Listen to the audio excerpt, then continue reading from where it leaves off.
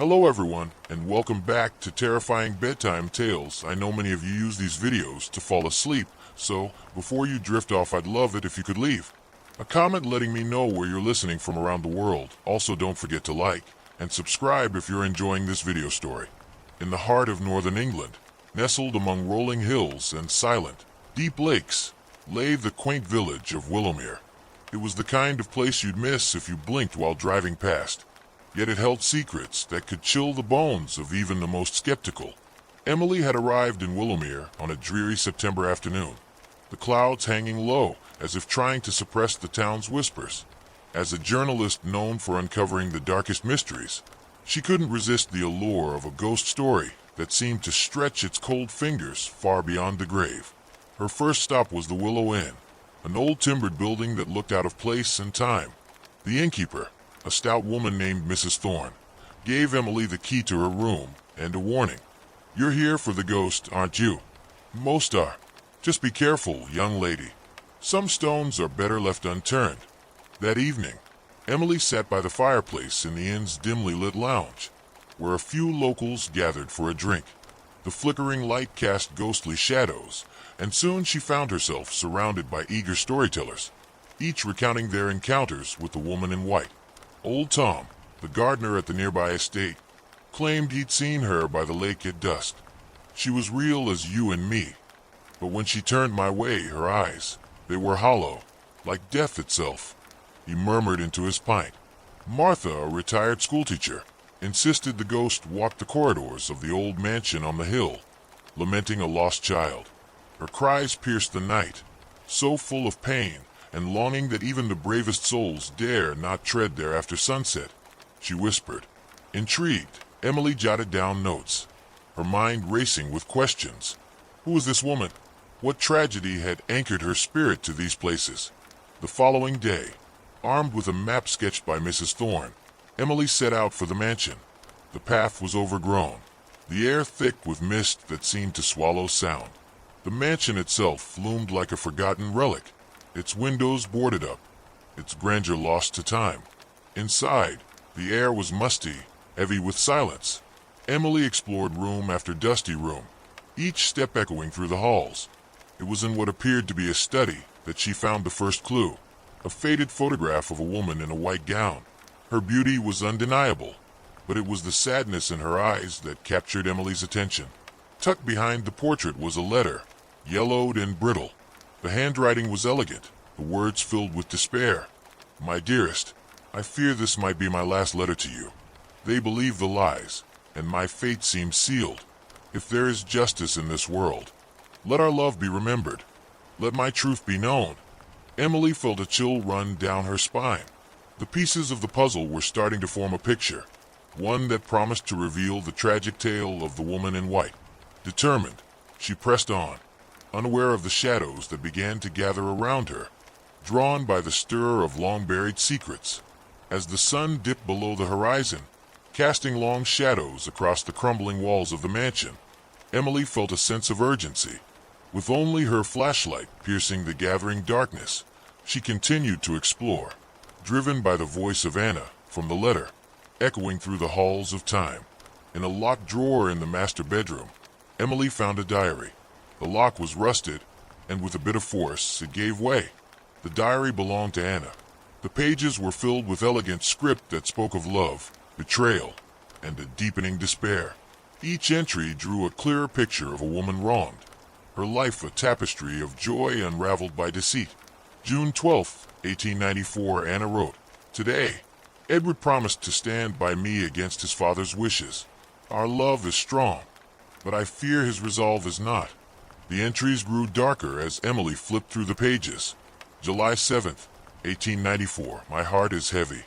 Rumors swirl, poisonous as the nightshade in the garden. Edward grows distant.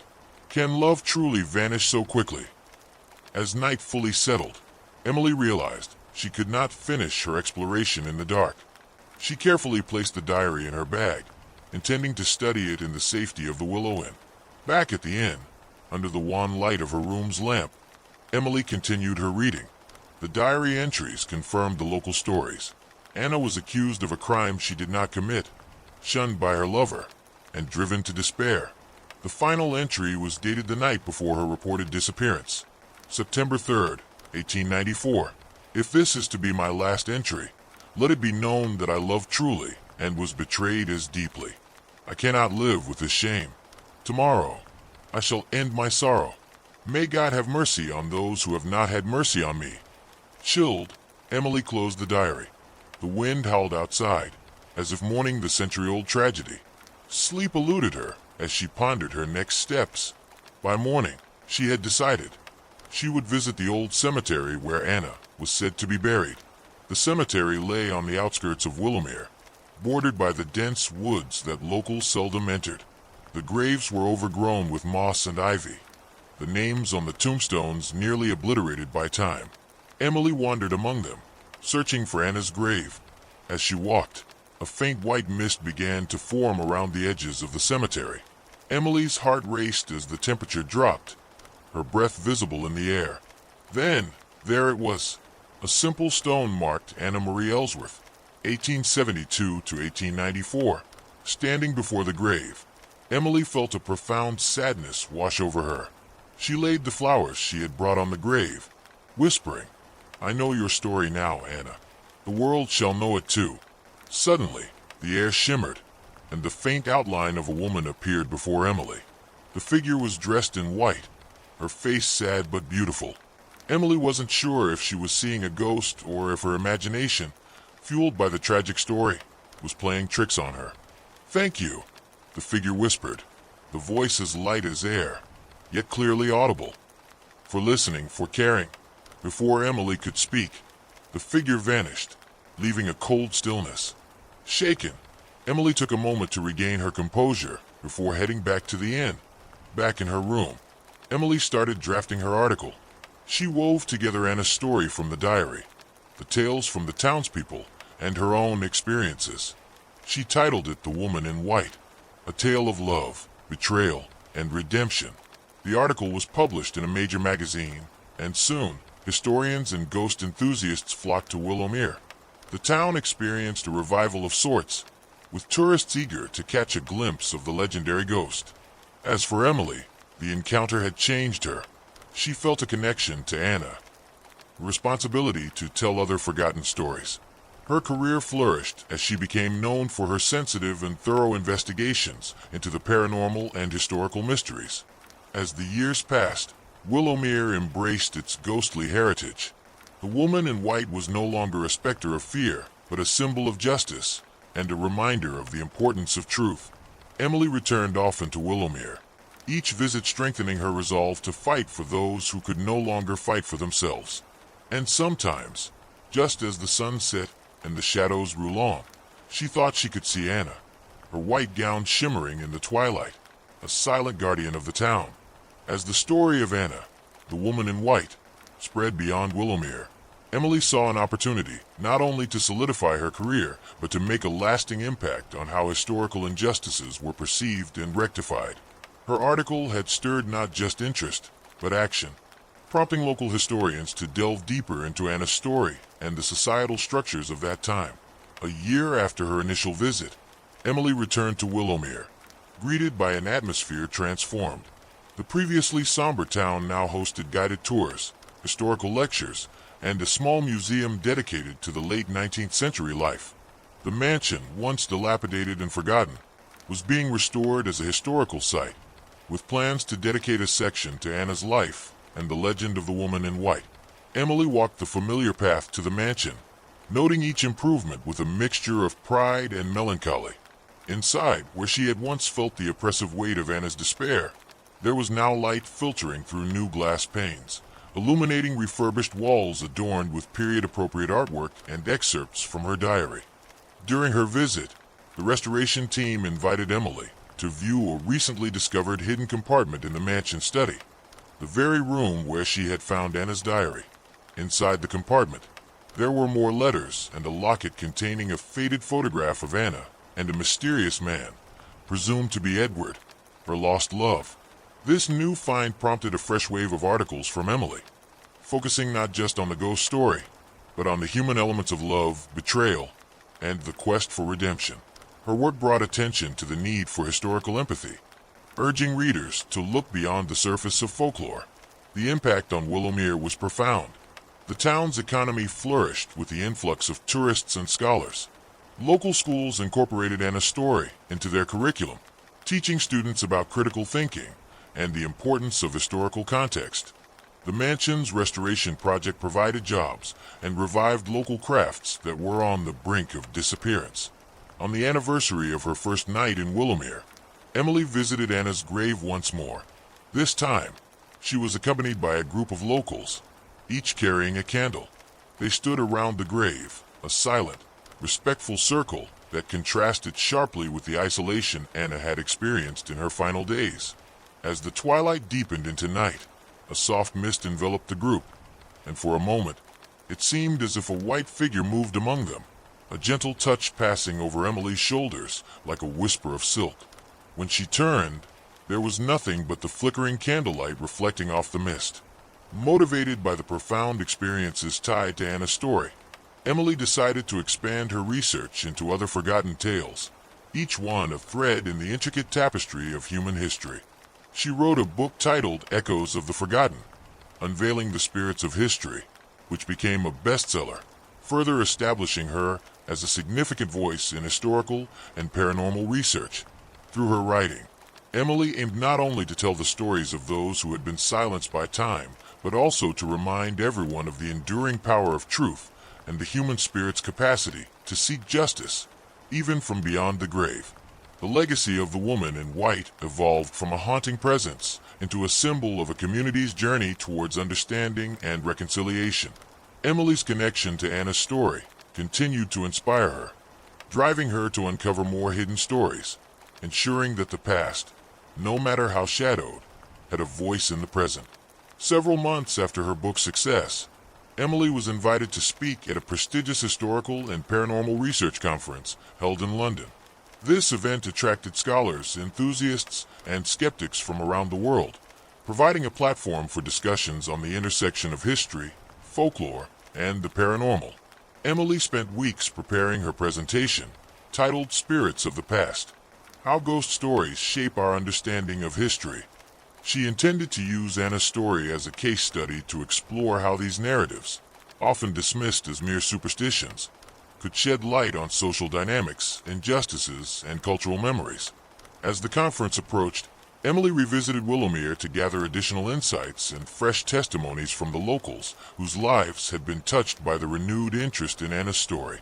The town had begun a yearly vigil to honor Anna, turning her tragic tale into a symbol of communal healing and historical reflection. On the day of her presentation, the conference hall was packed. Emily's topic had generated significant interest, with attendees curious about her approach to blending narrative storytelling with historical accuracy. Emily began by outlining the basics of Anna's story, her discovery of the diary, and the subsequent changes in Willowmere. She highlighted how the restoration of the mansion and the cemetery had sparked a broader interest in the town's history and had positively impacted its economy. Ghost stories, Emily explained, are not just tales to frighten children or entertain around a campfire. They are, often, the echoes of unresolved histories, the collective memory of a community expressed through folklore. By investigating these stories, we not only uncover truths about the past, but also understand how the past continues to influence the present. She presented images of the mansion before and after its restoration, excerpts from Anna's diary, and clips from interviews with Willowmere residents. The audience was particularly moved by a video segment of the annual vigil, candles flickering in the twilight. The community's shared moment of silence, a powerful testament to the story's impact. After her presentation, Emily engaged in a panel discussion with other researchers who studied similar phenomena in different cultural contexts. They debated the ethical implications of investigating and publicizing such stories, how to balance respect for the subjects and their descendants with the public's interest and the pursuit of historical truth. A skeptic in the audience challenged Emily on the validity of using paranormal claims as historical sources. Emily responded thoughtfully, acknowledging the skeptic's concerns, but also emphasizing the importance of narrative in history. History is often told through documents and artifacts, yes, but it's also lived through the stories passed down from generation to generation. These stories, including ghost stories, fill in the gaps left by conventional sources, offering insights into the personal and emotional landscapes of the past. The session ended with robust applause, many attendees expressing a newfound appreciation for the potential of folklore in historical research. Emily received several invitations to speak at universities and write articles for publications. As the conference concluded, Emily felt a profound connection not only to Anna, but to all those who had stories yet untold. She left the conference with a renewed sense of purpose, determined to continue her work, uncovering the voices of the past so that they might speak in the present and inform the future. Back in her hotel room, Emily looked out over the bustling city of London, her thoughts returning to Willowmere. The woman in white, Anna, had started as a whisper in the dark, a ghostly figure shrouded in mystery. Now she was a beacon, guiding Emily's journey into the shadows of history, where forgotten spirits waited not just for discovery, but for redemption. As the city lights flickered like distant stars, Emily penned the first words of her next chapter, both literal and metaphorical, inspired by the spirits of the past whose stories were yet to be told. After the success of the conference, Emily returned to Willowmere with a new project in mind. She planned to write a comprehensive book detailing not only Anna's story, but also the stories of other spectral legends across the country, comparing their impacts on their respective communities. Back in Willowmere, Emily initiated a series of community workshops aimed at collecting oral histories from the older residents. These workshops, held in the newly restored mansion, provided a safe space for people to share stories handed down through generations. One elderly man, Mr. Hargrove, recounted a tale about his great-grandfather, who had been a groundskeeper at the mansion. He spoke of hidden rooms and forgotten tunnels, suggesting there was more to the mansion, and perhaps Anna's story, than anyone knew. Emily documented each story, fascinated by how these narratives wove together the fabric of the town's history. Each session ended with a tour of the mansion, now a historical landmark, where visitors could see the tangible elements of the stories they had heard. During one of the tours, a floorboard in the library gave way slightly under Emily's step. Curious, she and the restoration team carefully lifted the board to find a small, metal box. Inside were more letters and a journal, this time not from Anna, but from Edward, her estranged lover. The journal entries revealed a man torn between his love for Anna and his obligations to his family, who disapproved of the match due to Anna's lower social standing. Edward's writings displayed a mixture of regret and resentment, painting a complex picture of the societal pressures that led to the tragedy. Emboldened by these new findings, Emily decided to expand her project to include a multimedia documentary. She envisioned it as a way to bring these stories to life, combining interviews, historical documents, and on-location footage from haunted sites around the country. She reached out to filmmakers and historians, forming a team that shared her vision of making history accessible and engaging through storytelling. They planned to start filming in Willowmere, using the town and the mansion as the linchpin of the documentary. To fund this ambitious project, Emily launched a crowdfunding campaign, detailing her vision and the story of Anna as the catalyst for this broader exploration of history and folklore. The campaign resonated with the public, quickly gaining support from both academics and ghost enthusiasts. As the project gained momentum, Emily organized public lectures and ghost tours that doubled as filming opportunities for the documentary. Each event drew larger crowds, and the burgeoning interest created a buzz in media outlets. Through her work, Emily not only brought forgotten histories to light, but also helped communities like Willowmere find a sense of identity and pride in their past. Her efforts demonstrated how understanding historical injustices could lead to community healing and reconciliation. As filming progressed, Emily often visited Anna's grave, reflecting on how far the journey had taken her. What had started as a simple ghost story had evolved into a significant cultural exploration, revealing the power of stories to bridge the past and present. Looking ahead, Emily planned to host a symposium on the role of folklore in historical narratives, inviting contributors from various fields to discuss how these elements could be integrated into mainstream historical understanding. Emily's work on the documentary and the upcoming symposium promised to continue impacting historical scholarship and public understanding. Her dedication to uncovering and honoring these spectral legacies ensured that the voices of the past would continue to inform and enrich the future. Months later, the preparations for the symposium on folklore as a lens on history were in full swing. Hosted at a prestigious university, the event promised to be a landmark gathering of historians, anthropologists, cultural theorists, and paranormal researchers.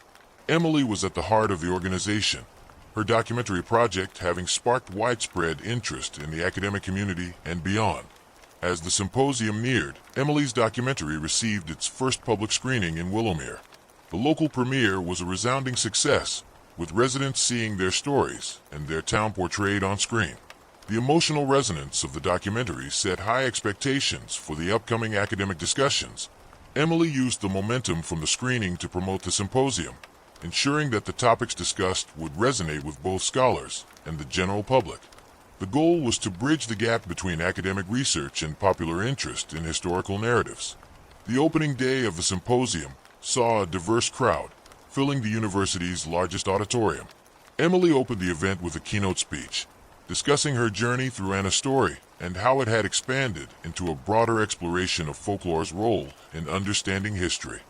In every whisper of the past, in every legend or ghost story, there lies a kernel of truth waiting to be uncovered, Emily stated. These stories are not just remnants of superstition, but are integral to our understanding of human history. The panels were a mix of presentations and lively discussions. One of the most anticipated panels was titled Ghost Stories and Historical Trauma, which explored how tales like that of the woman in white often emerge in communities with unresolved historical grief or injustice. Another panel, The Ethics of Folklore Research, delved into the responsibilities of researchers in representing stories from different cultures without distorting or appropriating them. This session sparked a robust debate about the fine line between popularizing history and maintaining academic integrity. To ensure community involvement, Emily organized workshops alongside the panels, where attendees could learn about collecting oral histories, preserving local folklore, and using these elements in educational settings. These workshops were particularly popular among teachers and community leaders seeking to incorporate more local history into their curricula.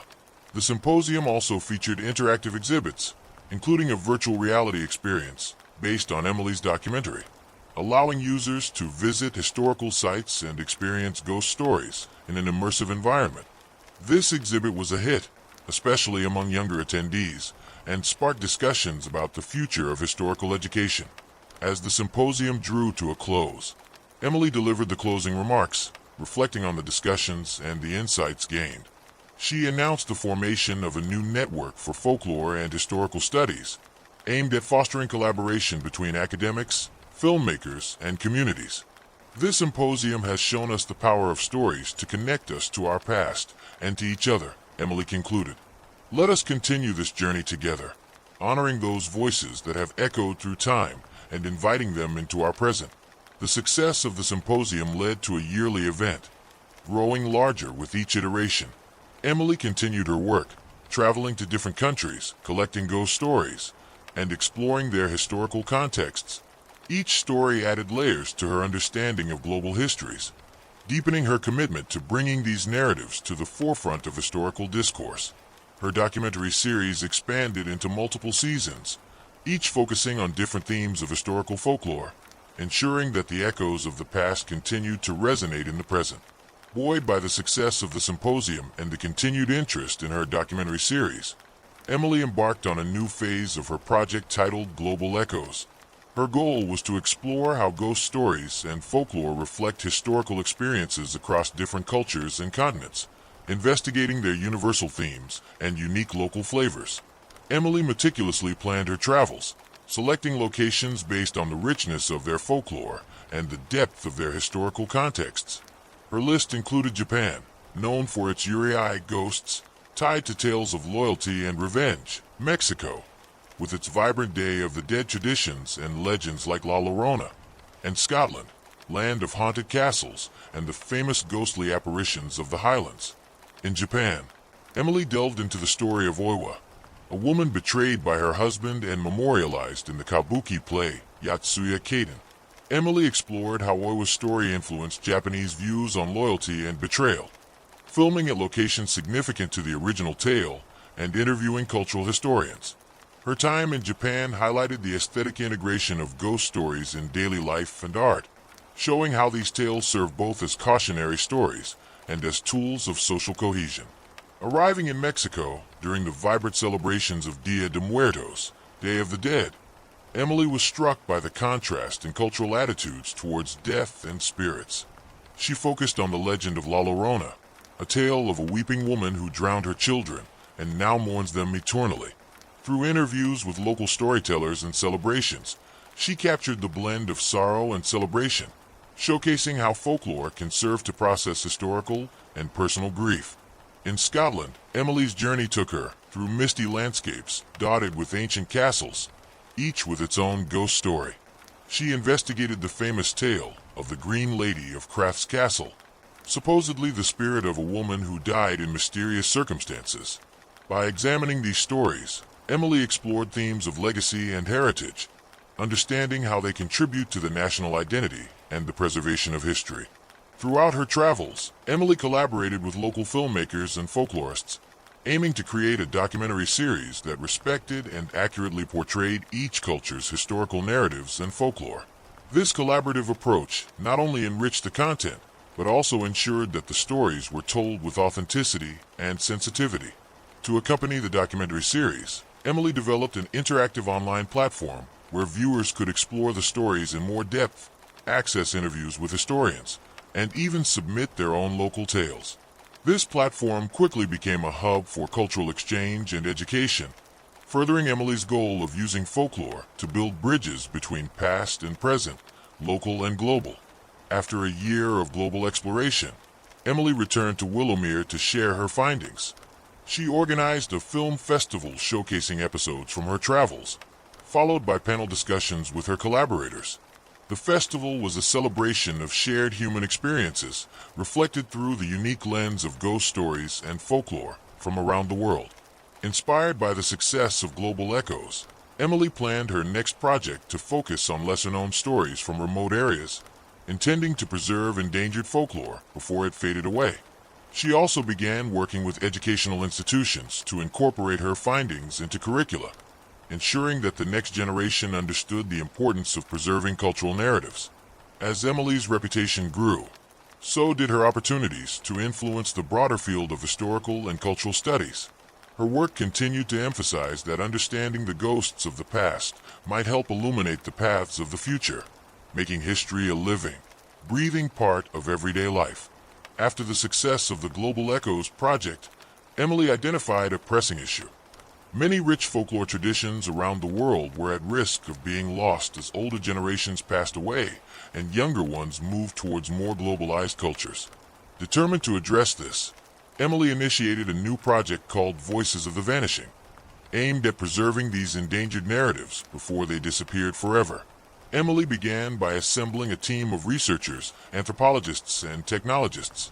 They developed a plan to identify communities with rich but endangered folklore traditions, using criteria such as the lack of written records, the aging population of storytellers, and the influence of rapid urbanization.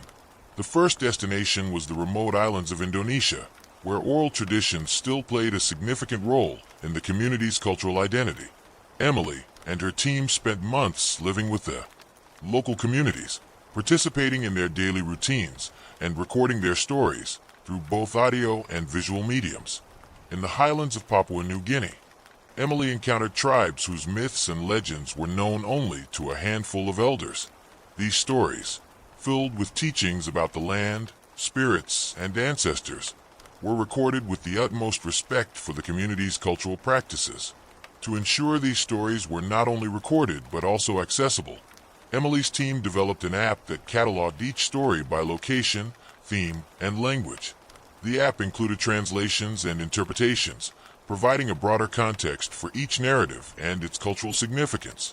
Alongside the app, Emily produced a series of mini-documentaries, each focusing on a specific community or tradition. These documentaries were crafted to respect the source material while making the stories engaging to a global audience. They were distributed through various educational channels, public screenings, and partnered with local schools to ensure they reached as wide an audience as possible. Understanding the importance of engaging the next generation, Emily launched educational workshops in schools within these communities.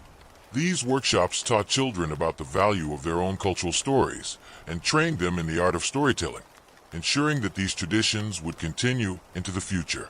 Back in Willowmere, Emily organized a symposium that brought together cultural preservationists from around the world. The event served as a platform to share successful strategies and technologies for preserving endangered folklore. It also facilitated partnerships between communities and researchers, fostering a global network dedicated to cultural preservation.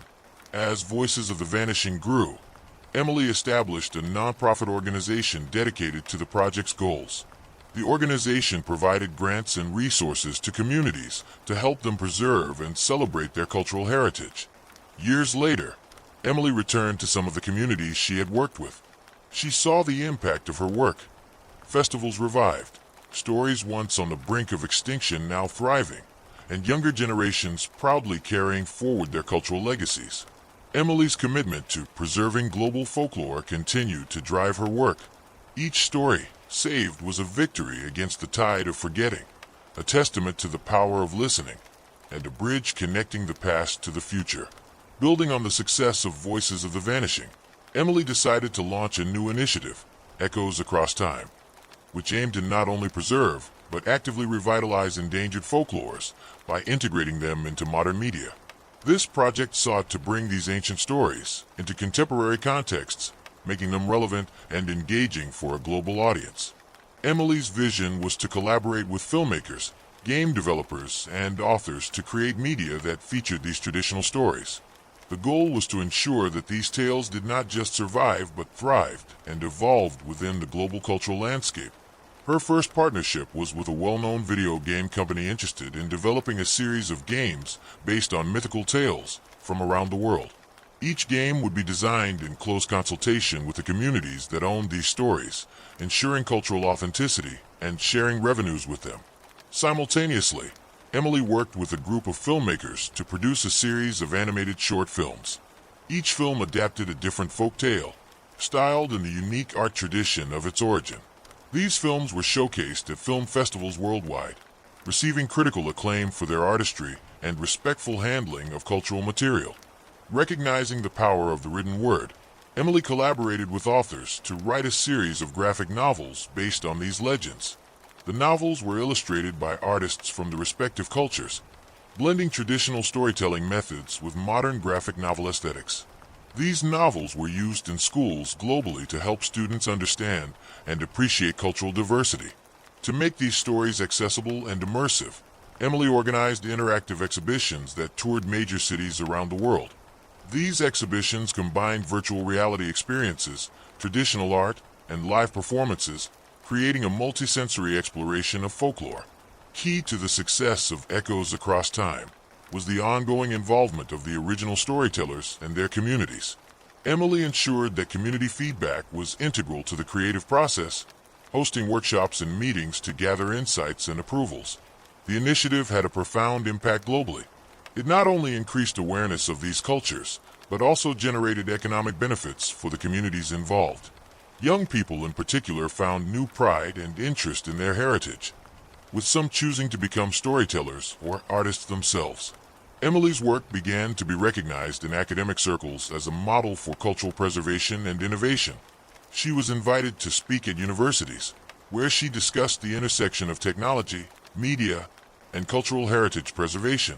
To document the journey of Echoes Across Time, Emily produced a comprehensive documentary detailing the project's development and impact. She also wrote a book titled Modern Myths, Reviving the Ancient Voices, which became a resource for those interested in cultural preservation, media, and education. Inspired by the success of the initiative, Emily planned her next venture to explore the connection between folklore and modern-day societal values. She aimed to start a global dialogue about the lessons these ancient stories could teach us about contemporary issues like environmental conservation, social justice, and community resilience. As Emily reflected on her journey, from uncovering the story of the woman in white in Willowmere to sparking a global movement, she realized the power of a single story to change the world. Her legacy, she hoped, would be a world where the echoes of the past not only informed but inspired future generations. Emily's latest initiative, Ancient Wisdom for Modern Times, aimed to explore how traditional stories could offer insights into contemporary global issues such as sustainability, peace, and community well-being.